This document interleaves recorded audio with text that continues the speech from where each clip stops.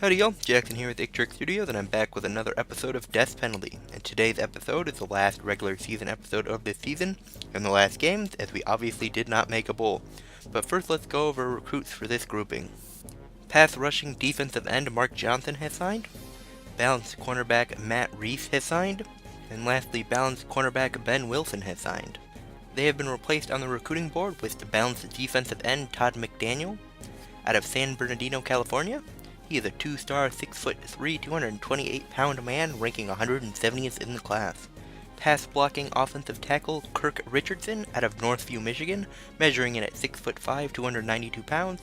This 1-star prospect ranks 136th in the class. And accurate punter Steve King out of Elko, Nevada, who is a 2-star prospect and 20th ranked in the class, who measures in at 6'2", 228 pounds. Now let's get into the games. After a bye week, we head into week 14 to take on the 1-9 Georgia State Panthers at home. Roll the hype video.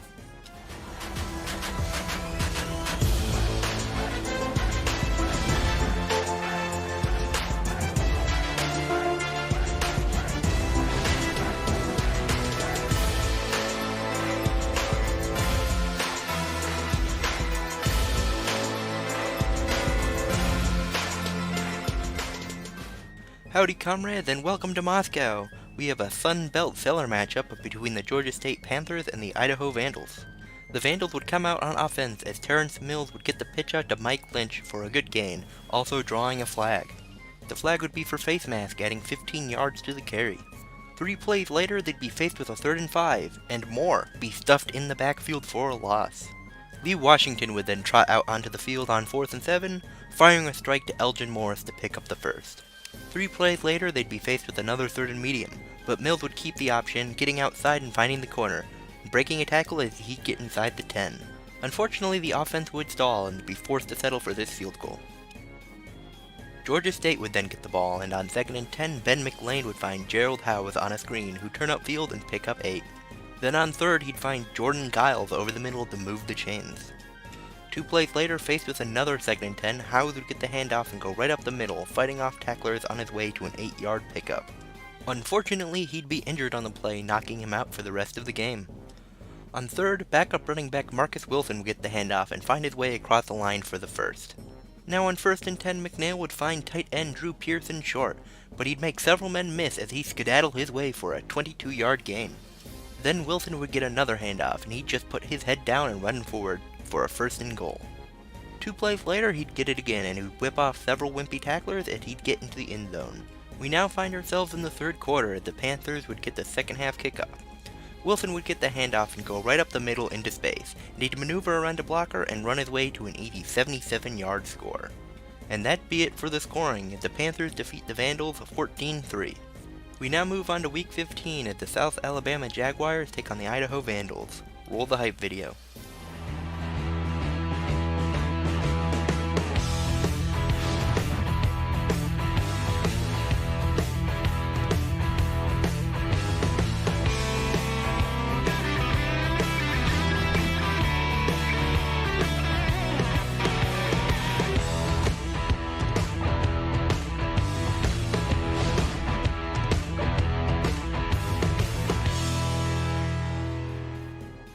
Howdy comrades, welcome to Moscow and welcome to this regular season finale as the South Alabama Jaguars take on the Idaho Vandals. The Vandals would receive the opening kickoff, and on 2nd down, Nathan Moore would take this handoff up the middle for 9 and the 1st down. Mills would then take this keeper up the middle for an 8-yard gain. 2 plays later, Moore would get another handoff, taking up the middle for another 1st. Then on 1st down, he'd get it again and get his way forward for a 6-yard pickup. 2 plays later, on 3rd, Mills would keep it and power his way across the line for the 1st. Moore would then get another handoff, splitting his way in between 2 defenders on his way to a 16-yard pickup. He'd then get it again and find his way into space, as he'd get his way into the end zone for the score. After some punts back and forth, the Jaguars would find themselves in good field position, as Brandon Bridge would make a man miss on this read option, as he'd make his way forward for a 6-yard pickup. Then on 2nd down, he'd drop back, but nobody would break open, forcing him to scramble, and it would be a good decision as he'd make his way past the marker for the 1st. On the very next play, nobody would break open again, forcing him to scramble again as he picks up 5. 2 plays later on 3rd, Kendall Houston would get the handoff and he'd make his way down to the 1-yard line. Bridge would then option pitch out to Jay Jones on first and goal for the score. They'd then get the ball back not long after, and Bridge would once again scramble, taking a big hit to end his gain at 8.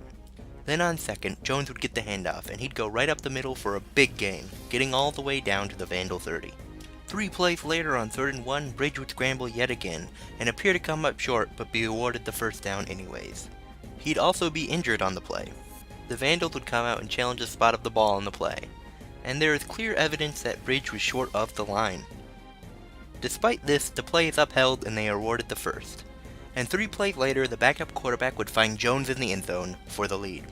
The Vandals now look to recover from this, and on 3rd and long, as Washington would take a hit, he'd throw up a prayer to close out the half, but the pass would be picked off and returned well, all the way past the Vandal 40. Jones would then run up the middle to pick up 13 and get into field goal range, and they'd follow that up by kicking it right through the uprights for 3.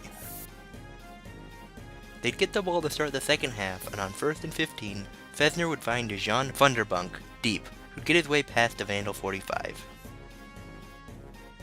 3 plays later on 3rd and 7, Fesner would hold the ball until the last possible second before finding a wide open comeback route for the first. Then on 2nd down, he'd look deep across the middle, but the pass would be picked off, giving hope to the Vandals. Unfortunately, 3 plays later on 3rd and 7, Washington would throw a horrendously off-target pass that'd be picked off and returned just outside the Vandal red zone. South Alabama would then seemingly finish off that last drive despite the turnover with this field goal to go up 13. And despite scoring another touchdown, it'd be too little too late as the Vandals fall in the season finale 23-14. Thank you for watching this episode of Death Penalty. I hope you enjoyed it. If you did, please leave a like. If you did not, feel free to leave a dislike. Drop a subscription if you have not already. And I will see you next week with another episode. Thank you again for watching. Bye.